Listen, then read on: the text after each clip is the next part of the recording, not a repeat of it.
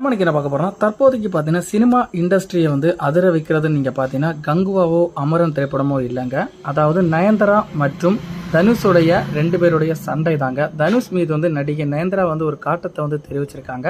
நடிகர் தனுஷ் வந்து இவ்வளவு வந்து ஒரு கீழ்த்தரமான குணத்திலே ஒரு கீழ்த்தரமான வந்து இப்படி நடந்து பாருன்னு சொல்லிட்டு நான் நினைச்சு கூட பார்த்ததில்லை அப்படின்னு சொல்கிற அவங்களோட பதிவை வந்து இன்ஸ்டாகிராமில் வந்து வெளியிட்டிருக்காங்க. அவங்க என்ன சொல்லியிருக்காங்கன்னா, என் மீதும் என் கணவன் விக்னேஷ் சிவன் மீதான தனிப்பட்ட வெறுப்பால் எங்களுக்கு தனுஷ் அனுமதி தரவில்லை அப்படின்னு சொல்லியிருக்காங்க.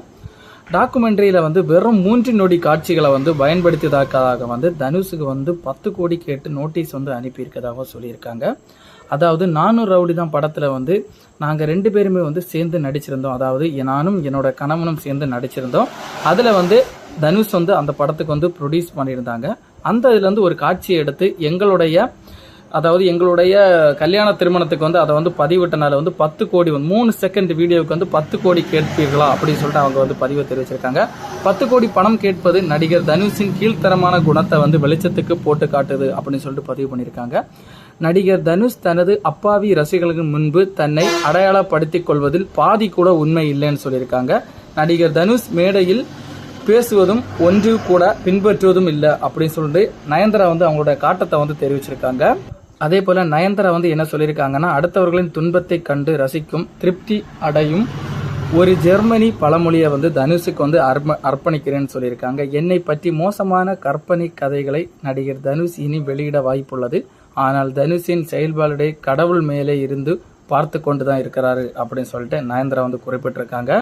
அப்படி என்னதாங்க பிரச்சனை அப்படின்னு சொல்லிட்டு நீங்க கேட்டீங்கன்னா, அதாவது முன்னதாக வந்து தனுஷ் வந்து ப்ரொடியூஸ் பண்ணி டைரக்டர் விக்னேஷ் சிவன் வந்து டைரக்ஷன்ல வந்து 400 ரவுடி தான் திரைப்படம் வந்து விஜய் சேதுபதி மற்றும் நயன்தாரா அவங்களை வந்து நடிச்சிருக்காங்க.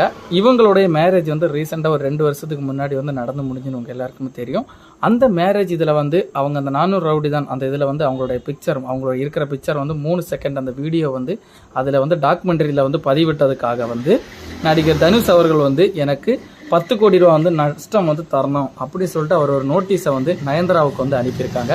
இவர் இதை எதுக்கு அனுப்பினாரு, என்ன உண்மைன்னு வந்து யாருக்குமே தெரியலைங்க. நயன்தாரா வந்து ஒரு 3 பக்க நோட்டீஸை வந்து அவர் வெளியிட்டிருக்காருங்க.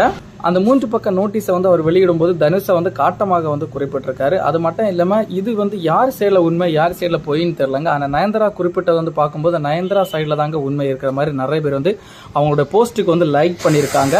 எக்கச்சக்கமான தமிழ் நடிகைகளும் பண்ணியிருக்காங்க, கேரளா நடிகைகள் பண்ணியிருக்காங்க, மலையாள நடிகைகள், தெலுங்கு நடிகைகள் எல்லாமே வந்து பண்ணி கொண்டு தாங்க வராங்க.